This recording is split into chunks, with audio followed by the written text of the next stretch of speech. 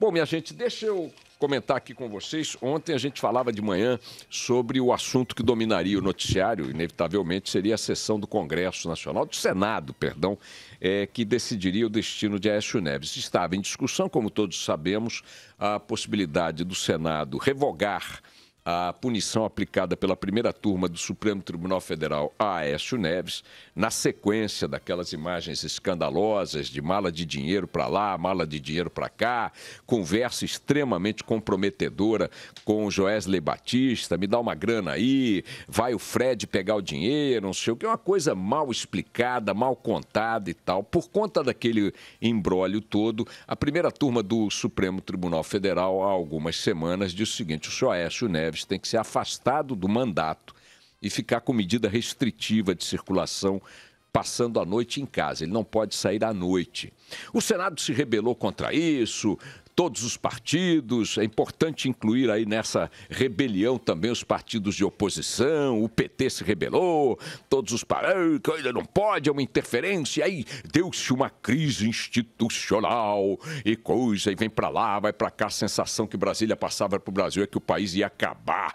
Você que está dentro do ônibus, você que está na fila do emprego, que você está esperando atendimento no posto de saúde, levando o filho na escola, indo trabalhar e tal, que você teria a sua vida atropelada por um fato de força maior, uma espécie de terremoto mexicano, de furacão caribenho, uma coisa do gênero, sua vida acabaria por causa da crise institucional. A gente vem batendo desde aquela história aí de outras semelhantes, dizendo, olha, isso aí é conversa para boi dormir.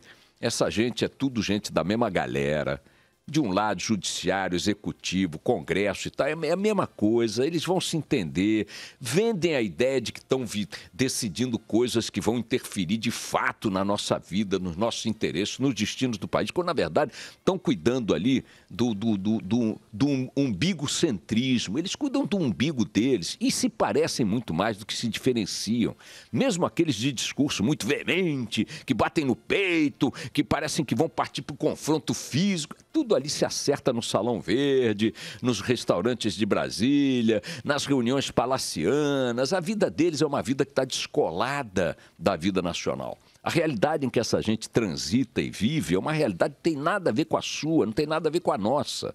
E ontem vivemos, como era previsível, a gente cantou a pedra aqui de manhã, e em várias outras ocasiões a mesma coisa, isso não vai dar em nada e tal. Deu-se a sessão no Senado da República, em que os senadores, tendo recebido do Pleno do Supremo, né, a prerrogativa de decidir quanto à efetividade, a efetivação, permanência da punição contra Aécio Neves, o que fez o Senado? O Senado foi lá e por 46 votos, deixa eu ver aqui, 44 a 26. 44 votos a 26, disse não, Aécio volta para o mandato. E também pode circular livremente de manhã, de tarde e de noite, como qualquer cidadão livre de qualquer tipo de constrangimento legal. A primeira coisa que eu queria mostrar para vocês é a hipocrisia desse resultado, dessa tabela. Não foram 44 votos a 26, foram 55 votos a 26. Como assim, Boechat? Bom, porque 11 senadores não estavam presentes na sessão. E é evidente que se aquela chamada crise tinha a dimensão que eles venderam para o país, não se poderia permitir que 11 senadores, quase 15% do colegiado, não estivessem presentes para decidir algo tão histórico, pois saibam que 11 senadores estavam flanando pelo planeta, cuidando de outros assuntos que, obviamente, não podem ser mais relevantes do que aquele que eles próprios disseram que era fundamental para o destino do país. Desses 11 senadores, 2 eram do PT, o partido que aí proclamou a sua decisão coerente com as massas e tal, de caçar Aécio Neves, depois de ter dito que apoiaria a resistência do Senado contra o Supremo. Aí, cadê os 2 senadores, Gleisi Hoffmann e Jorge Viana? Estão na Rússia, estão nos Emirados Árabes, sei lá, estão fazendo o quê? Batendo perninha, gastando sola de sapatinho, de chinelinho no exterior. Cadê o meu querido amigo, admirável senador Cristóvão Buarque, do PPS?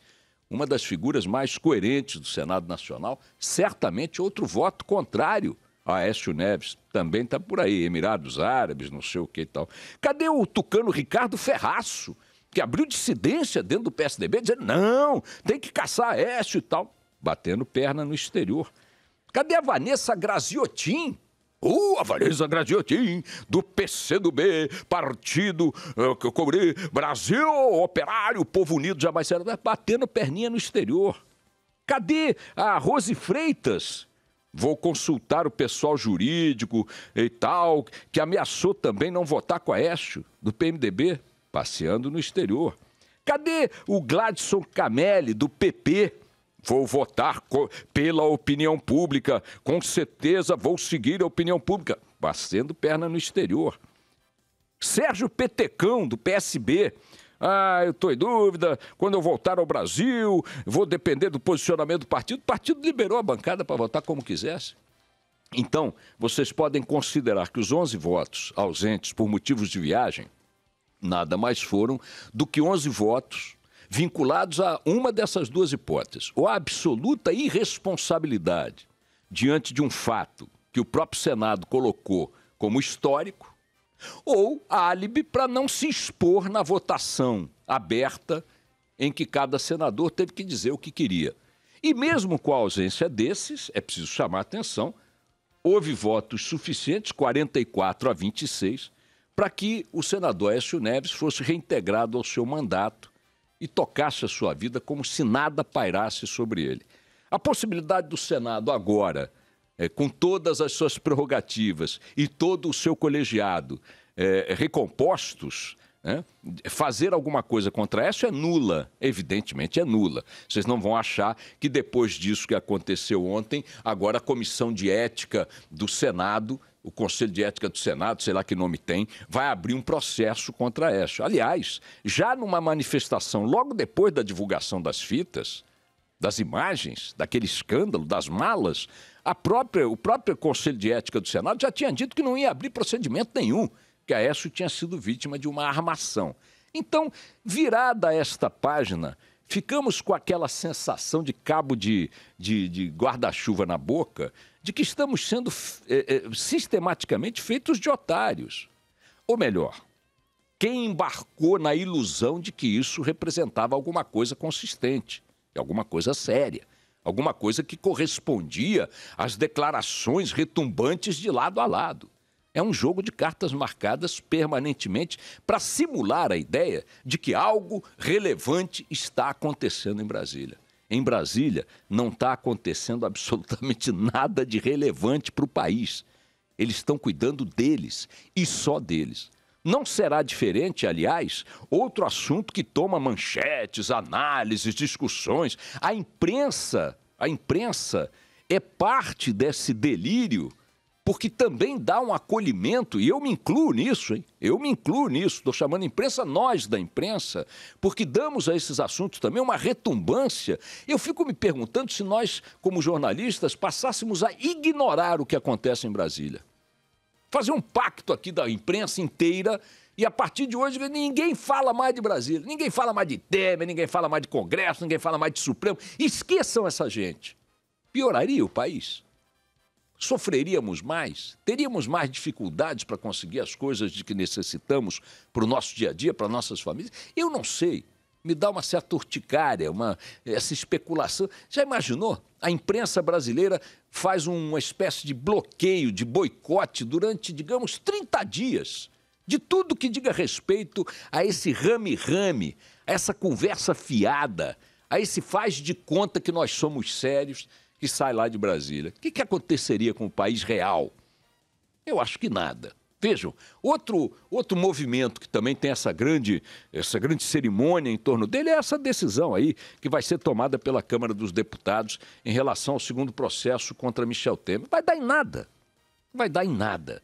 Ontem na CCJ, os governistas demonstraram a sua superioridade de votos, bloquearam ali todas as pretensões da oposição, que também está fazendo um jogo idiota de protelar o processo, fazer medida protelatória, coisa de gente que quer esticar o couro, não porque haja uma discussão de fundo, mas porque quer só deixar o assunto no rame-rame, nas manchetes, de lado a lado. A despeito de ocuparem posições aparentemente opostas, eles são de uma mesma lógica.